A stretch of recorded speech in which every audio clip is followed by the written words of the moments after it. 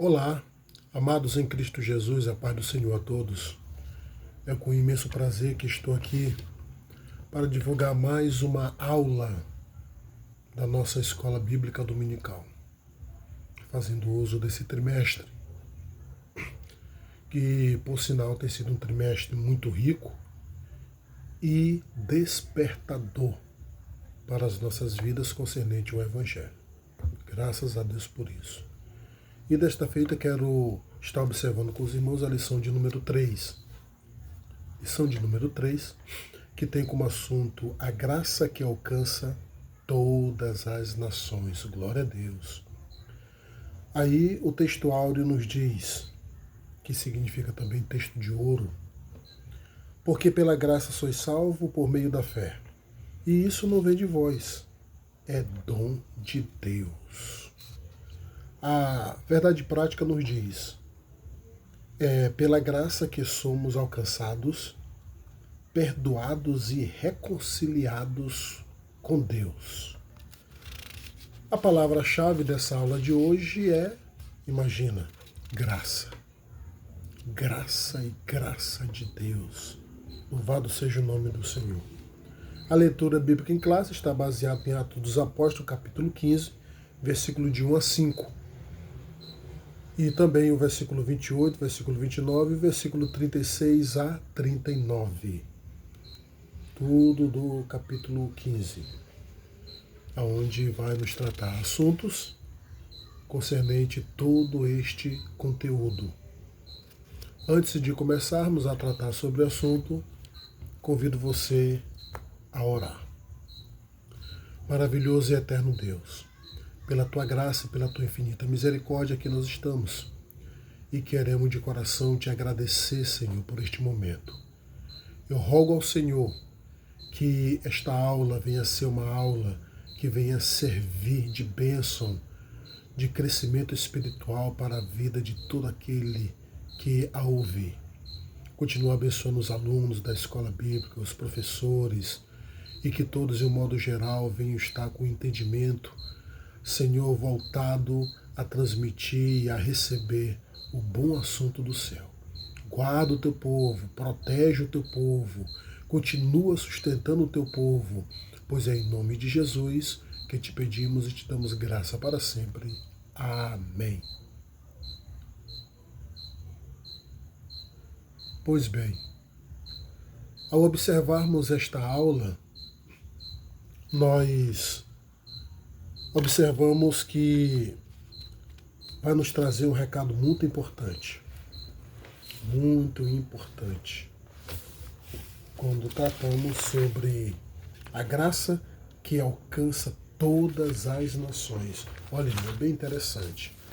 Aqui não está se tratando de uma graça que alcançou somente a parte judia, a parte de Israel. Não. Aqui é bom entendermos que vamos tratar de um assunto da graça alcançando todos os habitantes da terra. Louvado seja o nome do Senhor. Aí observamos aqui a introdução. A introdução diz o seguinte: a expressão do evangelho entre os gentios trouxe grande alegria à igreja, mas também revelou um dos primeiros desafios doutrinários do cristianismo. Claro, na proporção que o evangelho é anunciado com intrepidez, com coragem, acaba também surgindo barreiras, obstáculos, situações, e isso não é para trazer medo a ninguém, principalmente a anunciadores. Isso é para trazer mais ânimo, mais sustentação. Ainda continua dizendo o seguinte: com o retorno de Paulo e Barnabé à Antioquia da Síria, após a evangelização da Ásia Menor, surge uma controvérsia que ameaça a unidade da fé. A salvação estaria condicionada à observância da lei de Moisés. Olha o tipo de situação que se criou Cristãos oriundos do farisaísmo passaram a exigir a circuncisão dos gentios convertidos. Que coisa! Tudo isso nós vamos estar tratando porque isso chama muita atenção. Crente exigindo coisa de outro crente. Vamos ver até onde vai esse desenrolar dessa história. O primeiro ponto, ele diz o seguinte: quando a graça preserva a unidade da igreja. Quando a graça preserva a unidade da igreja. Aí o primeiro item do primeiro ponto diz: o concílio em Jerusalém. Concílio em Jerusalém. Concílio ou reunião em Jerusalém, realizada por apóstolos, presbíteros e a igreja. Isso também sendo Tiago o líder local. Nós observamos na introdução que houve um motivo, e um motivo bem forte, de levar a igreja e também os seus líderes a realizar um concílio em Jerusalém, ou quer dizer, uma reunião em Jerusalém, para tratar de um assunto polêmico.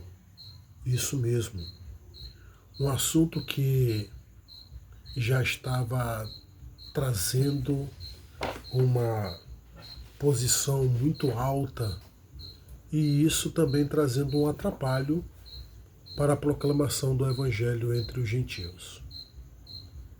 Surgiu judeus, e olha, judeus convertidos, que agora acreditavam o seguinte, que até poderiam aceitar os gentios, para fazer parte da sinagoga, fazer parte da crença e até titular a salvação em Cristo. Mas nenhuma condição que eles viessem estar observando a lei mosaica. E dentro da lei mosaica tem algo mais severo que eles exigiam. Era a chamada circuncisão.